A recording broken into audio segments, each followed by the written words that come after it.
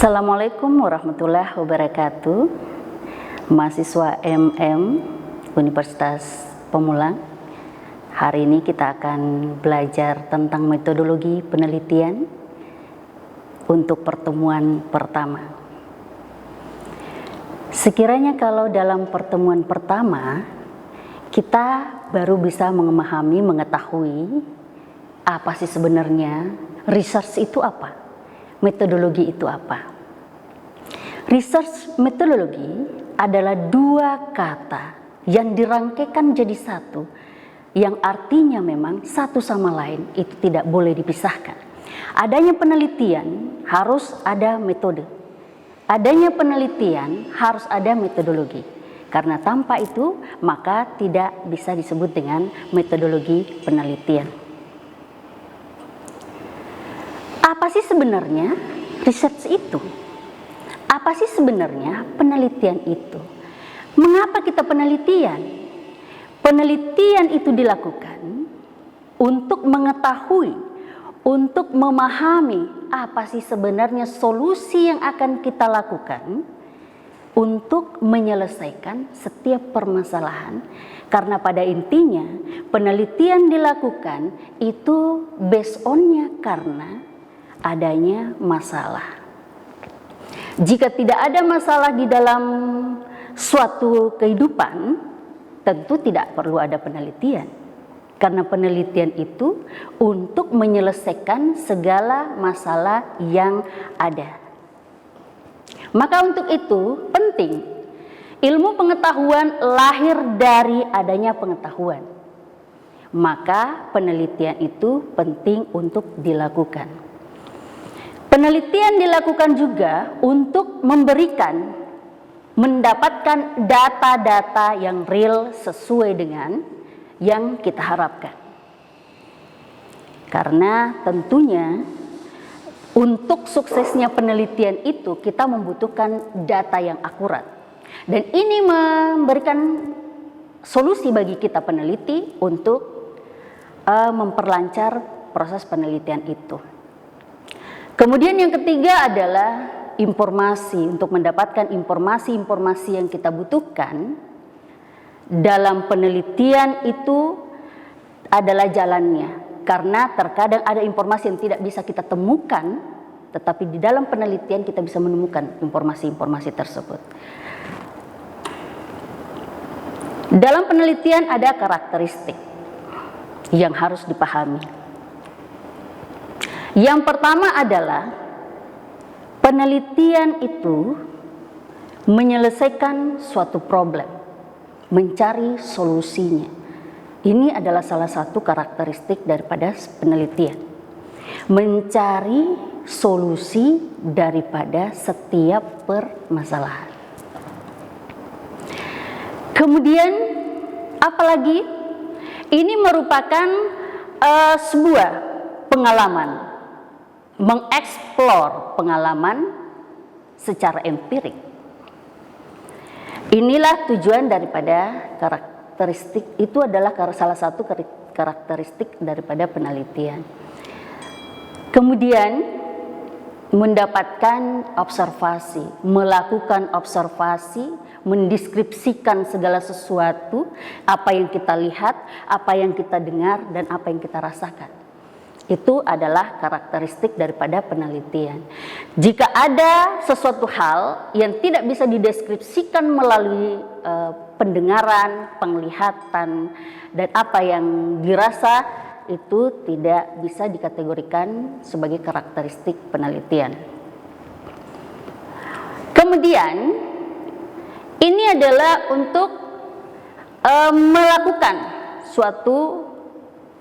mendapatkan suatu data yang baru.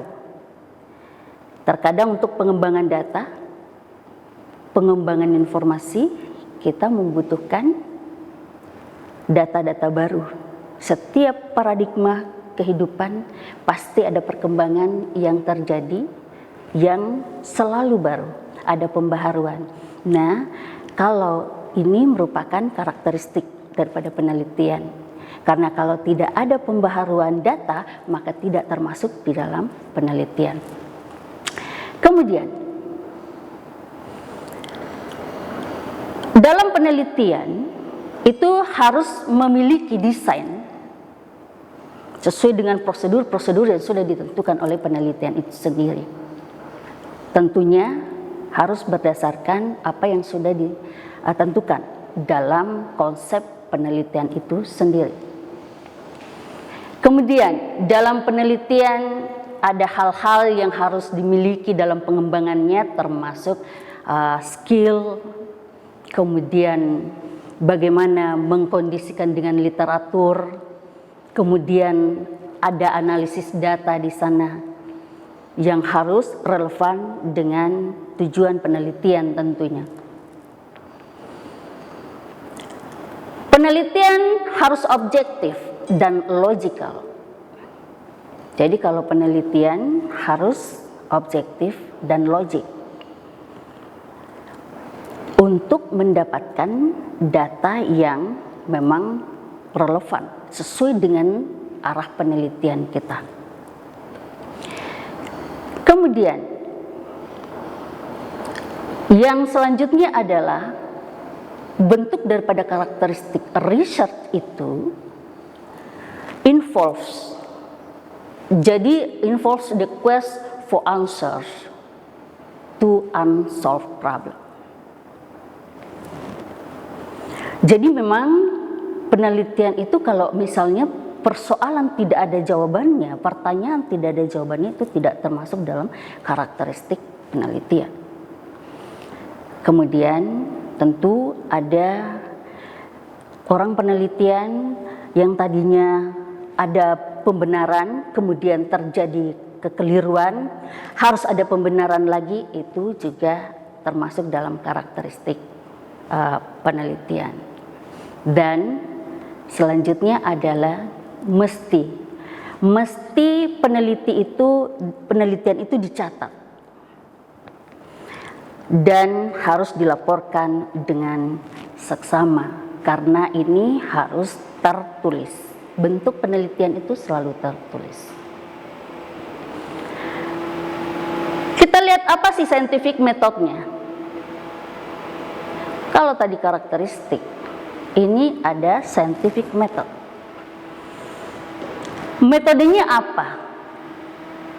Ilmu pengetahuan itu dilakukan, itu lahir dari metode yang secara sistematik yang digunakan oleh para peneliti untuk mendapatkan sebuah ilmu.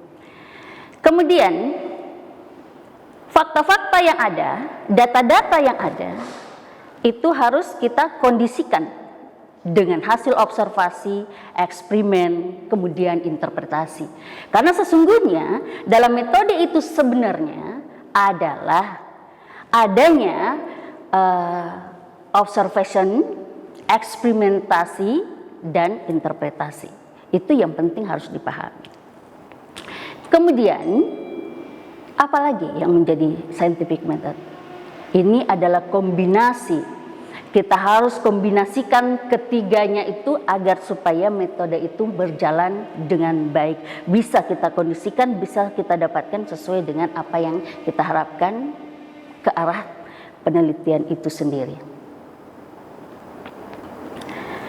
Basic postulat dalam scientific method itu penting untuk kita pahami. Apa itu? Bahwa dalam penelitian itu bergantung pada bukti empiris. Bahwa penelitian itu menggunakan konsep yang relevan. Bahwa penelitian itu berkomitmen untuk objektif, melakukan segala sesuatunya yang objektif. Tidak boleh lepas daripada itu. Bahwa penelitian itu harus natural, netral, berada pada posisi netral. Etikanya harus netral, tidak boleh mengada-adakan, tidak boleh hanya karena sesuatu kita mencoba untuk memanipulasi dan lain-lain sebagainya. Kemudian ada prediksi, kita mencoba untuk memprediksi seberapa besar peluang yang kita bisa dapatkan dalam penelitian itu sendiri. Kemudian metodologi memang harus kita pahami. Metodologi yang digunakan dalam penelitian harus dipahami dengan betul, harus dikuatkan karena ini menjadi base-nya. Kemudian ditopang dengan formulasi teori-teori yang sifatnya saintifik. Dalam penelitian perlu kita pahami bahwa ada good research. Kualitasnya seperti apa sih good research itu? Sistematik. Kalau orang penelitian mesti sistematik, runtut. Dari awal sampai terakhir, tidak boleh ada yang dari atas ke bawah, tengah ke atas seperti itu. Jadi harus kita membuatnya, merangkainya secara sistematik. Kemudian logical, menuliskan segala sesuatu secara logik, masuk akal. Empirical artinya memang ada dasarnya. Empirical itu ada latar belakangnya secara empirik. Kemudian replicable, bisa kita teruskan penelitian itu. Jika penelitian itu tidak bisa diteruskan, tidak bisa juga menjadi acuan, tidak bisa menjadi referensi untuk peneliti selanjutnya, maka ini tidak tergolong penelitian kualitas penelitian yang baik, ya. Kemudian kreatif, peneliti harus kreatif di dalam melakukan suatu penelitian, karena dalam penelitian yang paling ditekankan adalah bagaimana kreatif di dalam meramu unsur-unsur yang ada yang menunjang dalam penelitian itu untuk mendapatkan hal baru, untuk mendapatkan metode yang baru, untuk mendapatkan informasi yang baru. Kemudian mesti multiple methods.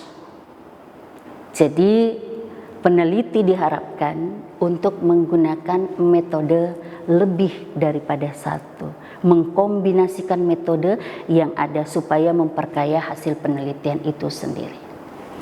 Kemudian apa sih yang perlu? Apa yang dibutuhkan dalam penelitian? Yang dibutuhkan dalam penelitian adalah exploration, mengeksplor segala sesuatu yang diharapkan, yang diinginkan untuk melengkapi data-data sebagai seorang peneliti. Maka tugas peneliti adalah bagaimana caranya peneliti itu bisa mengeksplor dengan maksimal, dengan cara bagaimanapun untuk mendapatkan data. Kemudian descript, menggambarkan.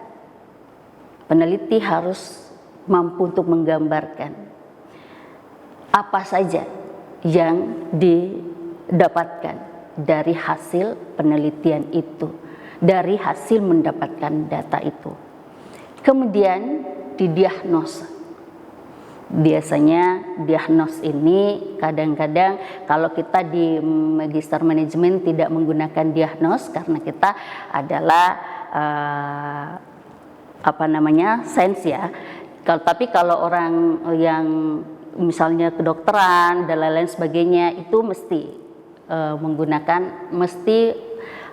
harus kuat pada diagnosnya ketika melakukan suatu penelitian. Kemudian paling penting adalah hipotesis. Hipotesis ini kita rancang sebelum melakukan penelitian, karena hipotesis ini adalah merupakan kesimpulan yang dibuat menjawab sementara dari penelitian yang akan kita lakukan ketika nanti dibuktikan pada hasil analisisnya. Maka dalam penelitian itu harus ada hipotesisnya.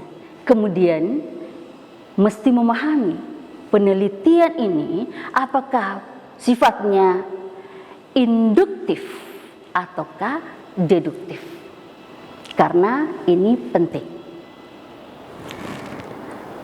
Baik, untuk pertemuan kita hari ini kita akan mengakhirinya sampai di sini.